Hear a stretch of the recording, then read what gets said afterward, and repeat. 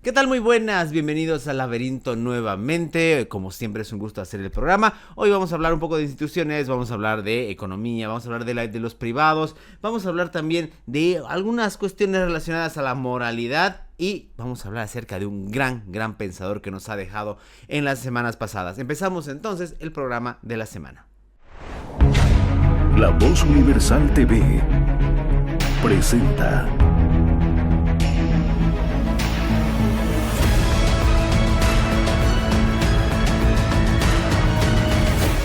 El Laberinto con Andrés Canseco.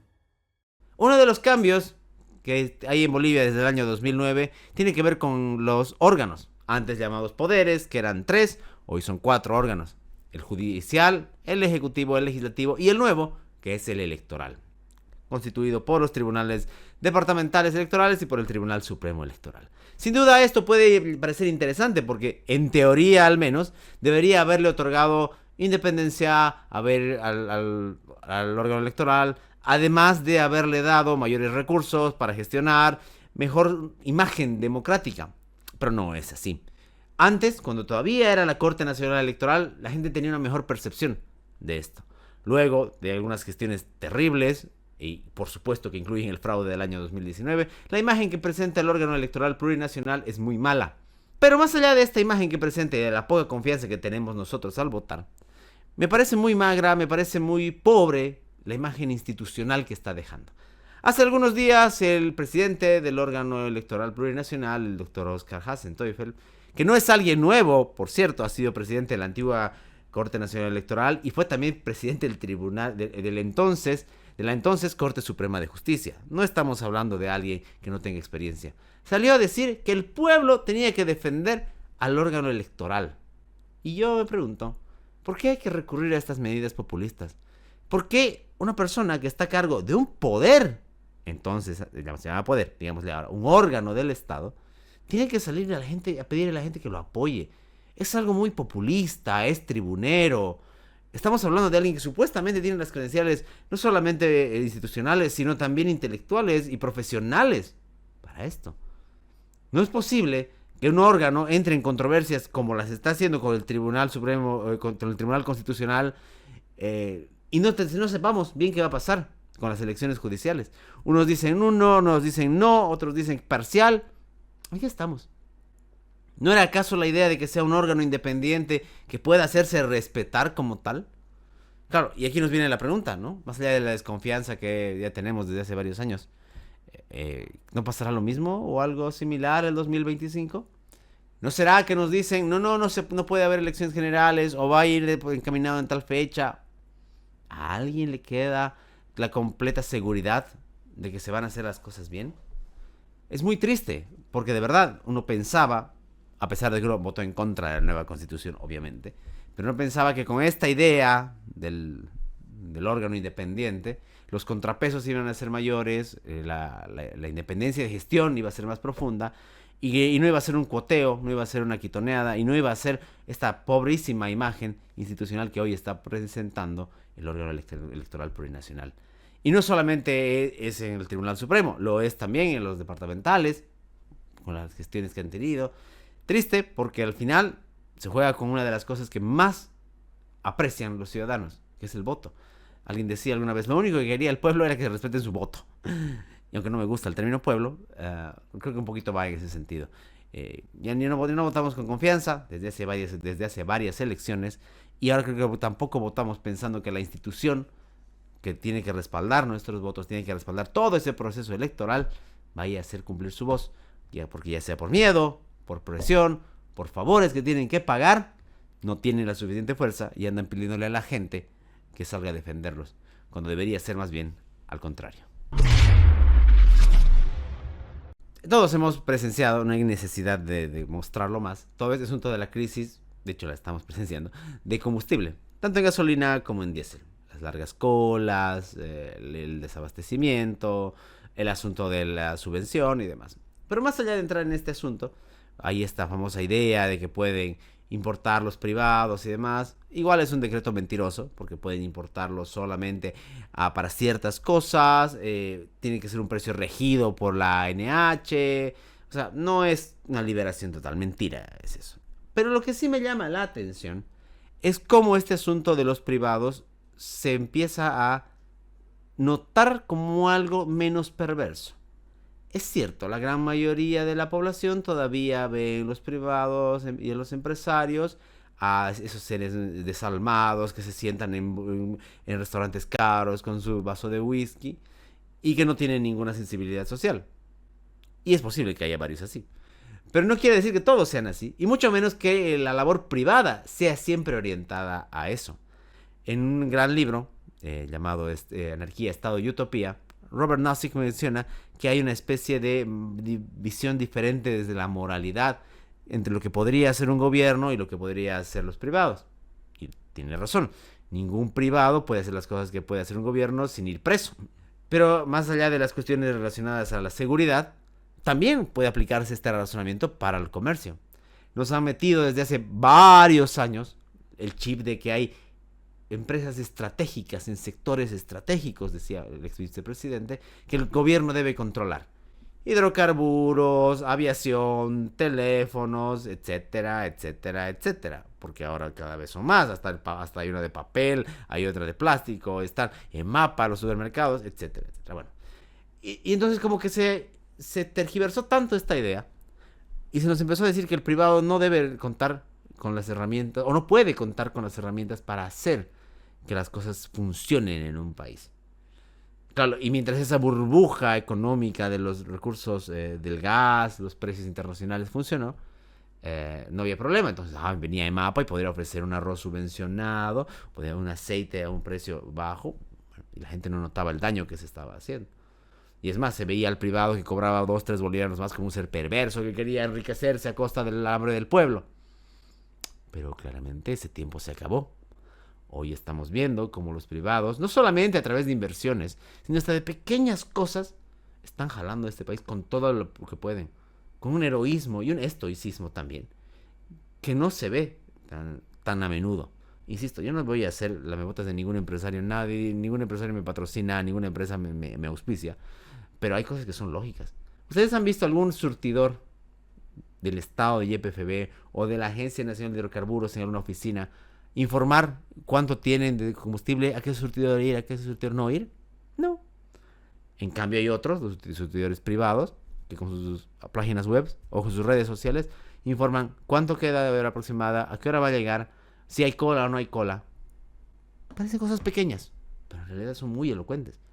Lo mismo, los privados, en el tema de alimentos, obviamente suben sus precios, ya lo habíamos comentado el otro día, inevitablemente, porque así es, porque las cosas, porque los costos suben. En cambio EMAPA, que trata de mantenerlos, tiene a la gente haciendo cola por horas por una bolsa de arroz.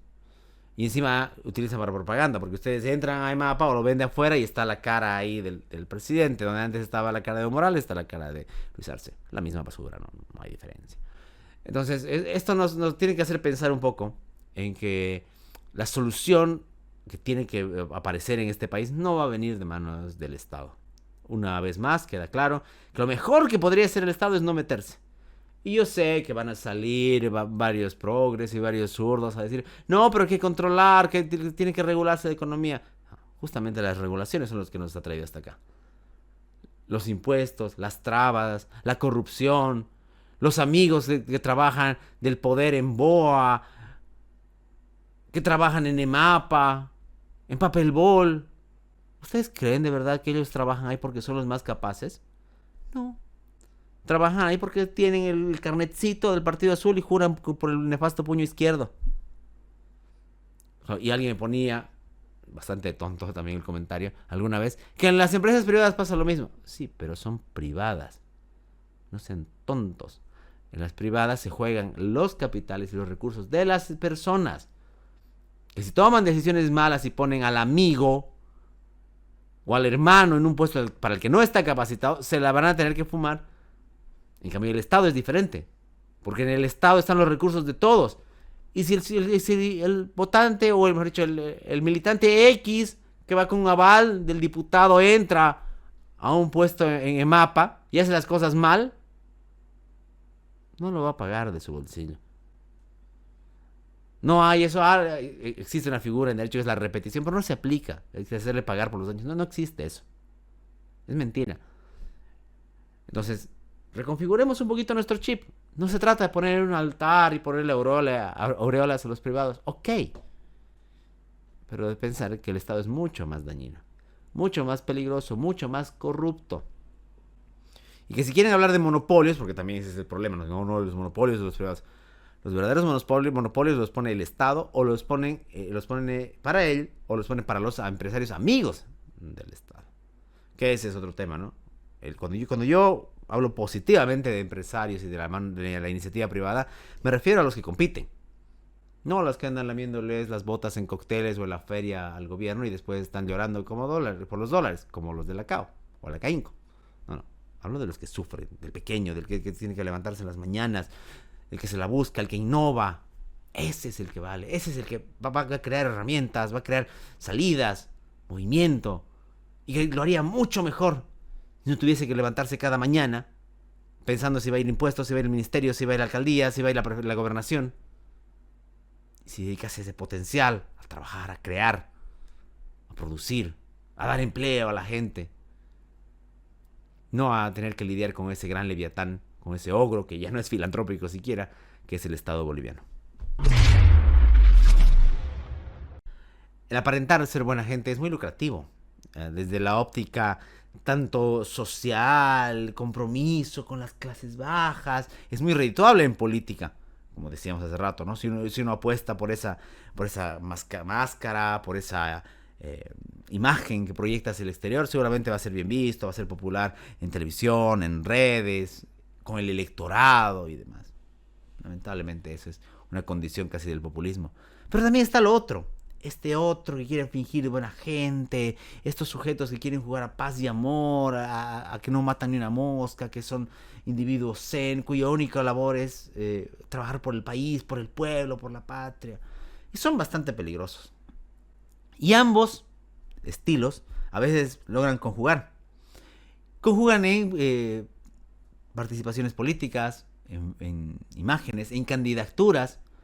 Y claro, se suben también ellos a una especie de moralidad, ¿no? Decir, no, lo que pasa es que yo amo a mi patria, yo amo al planeta Tierra, yo soy ecologista. Hay que amar la vida, celebremos la vida, bailemos, etc. Ustedes saben, toda esa banda de hippies que gozan de muy buena propaganda aquí en Santa Cruz sobre todo. Y es peligroso también, porque como vamos a ver más adelante cuando hablemos de nuestro autor de la semana, también se genera esto como una especie de escudo contra la crítica. La imagen está proyectada de que hay alguien bueno que solo ama el arte, que ama a la ciudad, etcétera, etcétera, es muy peligrosa. Porque detrás de esa gente se esconden a veces terribles intereses. Y esto pasa no solamente aquí a nivel local, sino también en los eventos internacionales. Estamos viendo lo que ocurre con el G20, este evento de los 20 países más industrializados del mundo, que se está desarrollando en Río de Janeiro. Y es interesante porque ahí los ven a los presidentes, muchos obviamente de izquierda, y mencionan, ¿no?, que hay que hacer algo con el hambre, inclusive Biden, que está de salida por fortuna, dice, los privados tienen que poner de su parte, de su dinero para solucionar. Claro, es fácil, siempre es fácil con plata ajena, ¿no? Siempre es fácil. Y van a salir seguramente en sus declaraciones que por la tierra, por la ecología, el calentamiento global, bla, bla, bla. Y van a firmar documentos y van a almorzar en el restaurante o en el hotel más lujoso de Brasil. Pero el mundo lo va a seguir igual. Porque así es. Porque a esto les conviene que así sea. Porque les conviene decir todas esas cosas acerca del mundo, el planeta, pero por detrás siguen negociando con China, que es el principal contaminador del planeta. Así es. Por eso les digo, duden siempre de la gente que parece ser muy buena. Es como esa tía, prima, que alguien tiene en su familia por ahí, que siempre está sonriendo y que todo es paz y amor y algo se trae entre manos. O ese primo sospechoso. Lo mismo. De las figuras mediáticas y de los políticos que trabajan de ser buenos o de aparentar ser buenos, hay que dudar siempre. Más aún cuando tienen tanto poder, más aún cuando se acercan estas épocas, o cuando ya estamos en estas épocas de crisis, y lo que resta es más bien encarar las cosas con la realidad, con la mirada fija y no tras sueños y utopías o delirios hippies o peor aún, delirios populistas que tienen estos gobernantes en este tiempo. En las semanas pasadas hemos perdido a un gran pensador. Ha fallecido Juan José Sebrelli, un autor que merece grandes reconocimientos. Por supuesto, no está libre de críticas también, como nadie lo debe estar, lo decíamos hace rato. Y que argentino él, viviendo varias cosas durante graves periodos en Argentina, nos ha dejado una producción intelectual muy interesante. Para mayores detalles puede entrar a nuestro canal de YouTube. Estará ahí una conversación que tuvimos con el Colegio Abierto de Filosofía acerca de las obras de este gran pensador. Sin embargo, quiero quedarme con algunas sugerencias. Es siempre bueno sugerir libros. Creo que Sebrelli, aparte de ser brillante, era muy claro con su pluma. Era muy meticuloso con sus citas, era muy meticuloso con las referencias, con el estudio que tenía. Aparte, no le esquivaba a los problemas públicos. Tuvo una polémica muy grande en la época de la pandemia, porque él mencionaba que no podía encerrarse la gente, que había que tener una libertad responsable. De hecho, publicó un libro sobre aquello. Pero más allá de esas cuestiones políticas a las que nunca, más bien, le huyó, fue crítico tanto con la derecha como con la izquierda, como se debe ser. Hay varios libros que hay que recomendar. Él criticaba mucho el fútbol, y más allá de que a mí me encanta, es bueno ver esta mirada, porque es una mirada sociológica al fútbol. El libro se llama La Era del Fútbol, es muy buen libro. Un libro sobre Hegel y sobre Marx, El vacilar de las cosas. Un libro más antiguo de él, donde hay una especie de entrevistas que les hacen, Las señales de la memoria. Y posiblemente sus dos libros más conocidos, allá por los inicios de los 90, si no mi memoria no falla, El asedio a la modernidad, exactamente es del 91.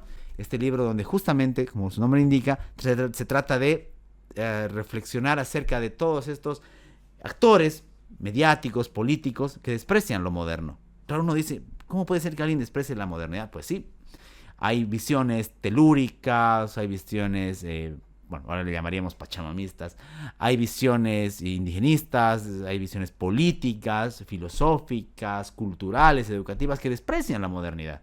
A veces no lo dicen, pero en sus actos lo hacen.